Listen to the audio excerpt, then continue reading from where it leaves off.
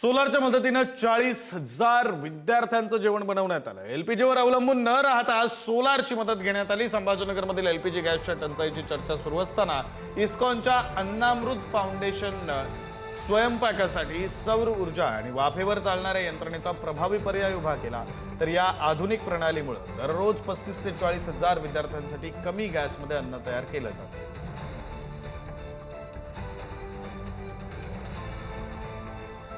Gas तुटवड्यामुळे अनेक hotels बंद आहेत, अनेक कंपन्या बंद आहेत, विविध ज्या आस्थापना आहेत त्यावरती परिणाम झालेला आहे। मात्र छत्रपती संभाजीनगरमध्ये इस्कॉनच्या अन्नामृत फाउंडेशन मध्ये सध्या सौर ऊर्जेचा वापर करून वाफेवर 40,000 विद्यार्थ्यांना जेवण बनवलं जात आहे। आपण त्याच अन्नामृत फाउंडेशनच्या किचन मध्ये आहोत आणि तुम्ही माझ्या समोर पाहू शकतात की अशा पद्धतीने हे जेवण बनवण्याची जी प्रक्रिया आहे ती सुरू आहे। चिकलठाणा औद्योगिक परिसरातील IT पार्क येथे या इस्कॉन अन्नामृत फाउंडेशनचा हा सामुदायिक स्वयंपाकगृह चालत असतो। दररोज सुमारे 35 ते 40,000 शालेय विद्यार्थ्यांसाठी पोषण आहार इथे तयार केला जातोय।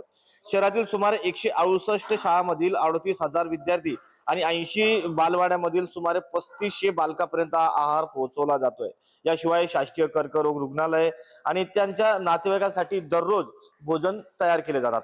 गॅस टंचाईचा विचार करून अन्नामृत फाउंडेशनने 2 वर्षापूर्वीच पर्यायी ऊर्जा स्रोताचा वापर सुरू केला होता। इथे 25 किलोवॅट क्षमतेने सोलार युनिट बसवण्यात आले आहे।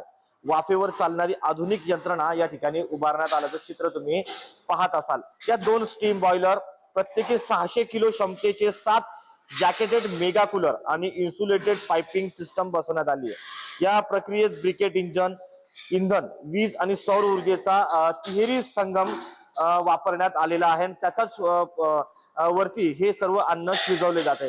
पूर्वी येथे दररोज 20 ते 25 व्यावसायिक LPG सिलेंडरचा उपयोग व्हायचा, मात्र आता पर्यायी ऊर्जेमुळे केवळ 1.5 ते 2 सिलेंडर मध्ये या सर्व किचनचं काम भागवलं जातंय। त्यामुळे गॅस टंचाईच्या काळातही हजारो विद्यार्थ्यांसाठी अखंडपणे आहार तयार करण्याचा हा प्रयोग प्रभावी ठरत आहे। आणि तुम्ही माझ्या पाठीमागे पाहू शकतात की राज्यभरामध्ये एकीकडे गॅस तुटवड्यामुळे हॉटेल बंद असताना किती उत्तमपणे हे कार्य सध्या अविरतपणे सुरू आहे।